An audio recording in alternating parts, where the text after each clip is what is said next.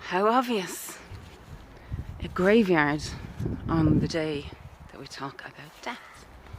But this isn't just any graveyard. This is a graveyard in Drumcliff, which is in Sligo. And if you can see here behind me, hopefully you can see it. Yeah, just there. It's not great at the moment. That's Ben Bulben. Ben Bulben is a famous mountain here in Ireland. And I'll see if I can get a better view of it as I walk through this old graveyard. Look at all that.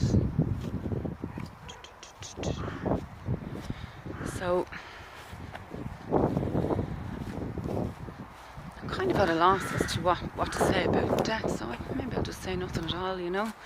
Okay. It's not going to show up very well. Ben Bulben is behind me anyway. But this is the resting place of W.B. Yeats. He asked to be buried here under, basically in the shadow of Ben Bulben. And I'm going to show you his grave now.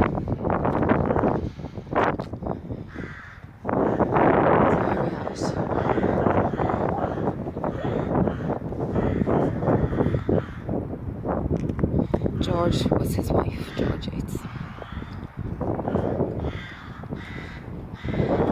Now, look what he's saying about death. Cast a cold eye on life, on death, a horseman passed by.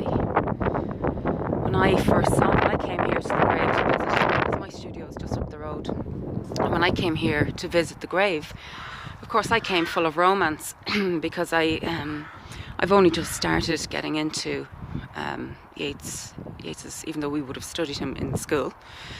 Of course, I had no interest in school in learning about him or his poetry. But I came across something only last year sometime, and there was a couple of things that really resonated with me with his poetry, and I said, oh my God, but I had kind of gotten caught up with the romance of Yeats and didn't understand the full picture. And then when I read this, when I came here to his grave and I read that, cast a cold eye on life, on death horseman pass by, it kind of struck me as being very cold, very disillusioned, very bitter thing to say on your gravestone, like, you know. And I never researched it or looked it up because in a way I'm kind of just I'm on my own. I'm just discovering him myself in my own way. But what I have, another thing that he says is I find that quite cryptic. Like, I don't know what to make of it. But what he says as well is what he once said was, if it can be explained, it's not poetry. So I was resisting the temptation to look up what other people, maybe scholars or whatever, thought of what that meant. But what I do know is that there was a darker side to Yeats, and that he was quite disillusioned with the materialistic world. And he was very, very much drawn to and taken with in Ireland, it would be kind of like the folklore, the fairy folklore in Ireland. And I've lost my train of thought. Yeah, apparently in his later years, there's Ben Bulben, you can see it now behind me. Not very well.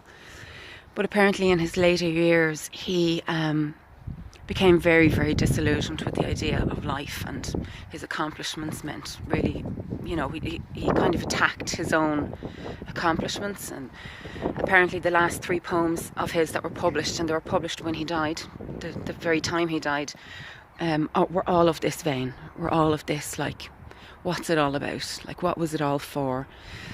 And I think that he had started to adopt an American Indian way of looking at life, and I think that was called Vedanta or something like that. And that seems to basically, the premise of that was that, you know, all life is an illusion. So whatever, you know, I'm still on my journey, obviously, with Yeats. to see what, you know, the depths of him.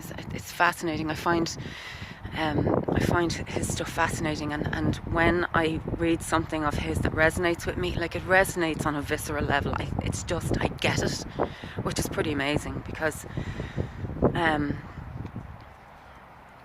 it's speaking. I don't know. He's speaking to something that is more an experience. Like, you can only get it if it is your experience.